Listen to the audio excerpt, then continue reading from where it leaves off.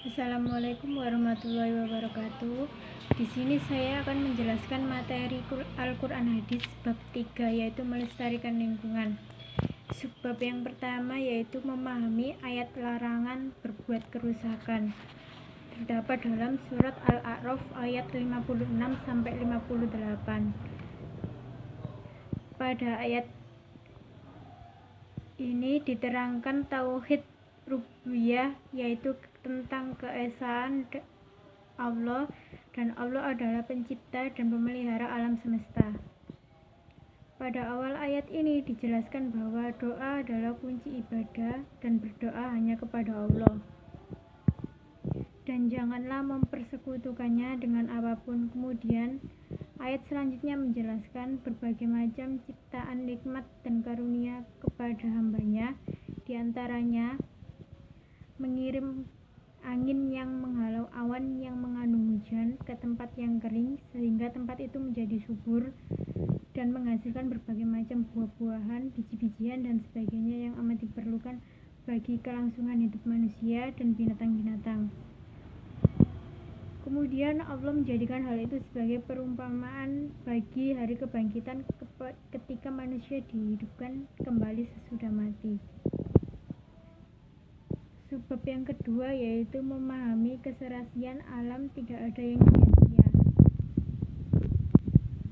Ayat yang membahas tentang subbab kedua tersebut yaitu Quran Surat Al-Furqan ayat 45 sampai 50. Penjelasan ayat 45 dan 46 yaitu Allah memerintahkan kepada Rasulullah supaya memperhatikan ciptaannya, bagaimana dia memanjangkan dan memendekkan bayang-bayang dari tiap-tiap benda yang terkena sinar matahari.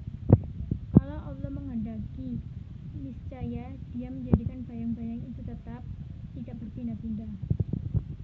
Allah memberikan bayang-bayang itu memanjang atau memendek untuk dipergunakan manusia mengukur waktu. Jadi jelas sekali bahwa menurut ayat ini Allah Subhanahu wa Ta'ala menjadikan matahari sebagai petunjuk atas bayang-bayang itu.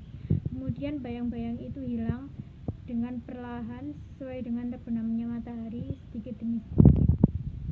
Pada ayat 47 Allah menyebutkan kekuasaannya menjadikan malam itu seperti manfaatnya pakaian yang menutupi badan dan tidur seperti mati.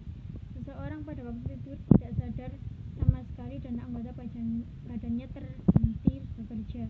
Dengan demikian ia mendapat istirahat yang sempurna. Dan pada ayat 48 Allah menjelaskan, Allah menegaskan bahwa Dia meniupkan angin sebagai pembawa kabar berita, terutama bagi para petani.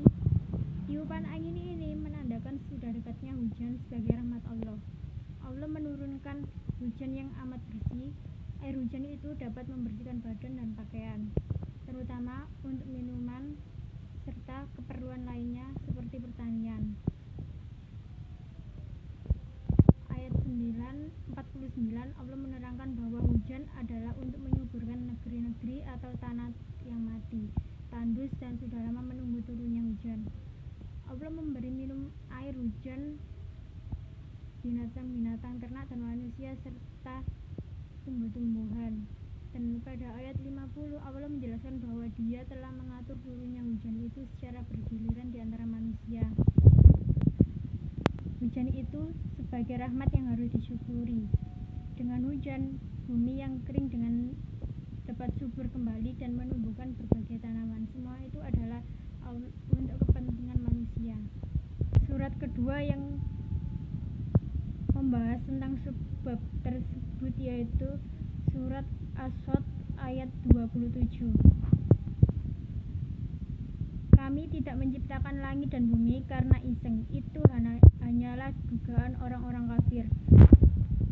Celakalah orang-orang kafir yang menduga dengan dugaan demikian. Mereka mendapatkan azab neraka pada hari kiamat bila mereka mati di atas kekufuran dan prasangka buruk kepada Allah. Subbab ketiga yaitu memahami ayat tentang ulah manusia penyebab kerusakan. Terdapat dalam surat Ar-Rum ayat 41 dan 42. Ayat 41 Allah menjelaskan telah nampak kerusakan di daratan maupun di lautan dalam kehidupan manusia dengan berkurangnya penghasilan dan di dalam diri mereka dengan timbulnya berbagai macam penyakit dan wabah disebabkan karena kemaksiatan yang mereka lakukan. Hal itu timbul agar Allah merasakan kepada manusia balasan dari perbuatan buruk mereka di kehidupan dunia dengan harapan agar mereka kembali kepadanya dengan bertaubat. Ayat 42 menjelaskan tentang katakan wahai Rasulullah kepada orang-orang musyrik, berjalanlah kalian di muka bumi dan perhatikanlah bagaimana kesudahan umat-umat yang mendustakan sebelum kalian. Kesudahan mereka adalah kesudahan yang buruk. Kebanyakan dari mereka menyekutukan Allah dengan menyembah selain Allah, bergandeng dengan menyembah Allah. Maka mereka dibinasakan karena kesyirikan mereka terhadap Allah. Sekian dari saya. Wassalamualaikum warahmatullahi wabarakatuh.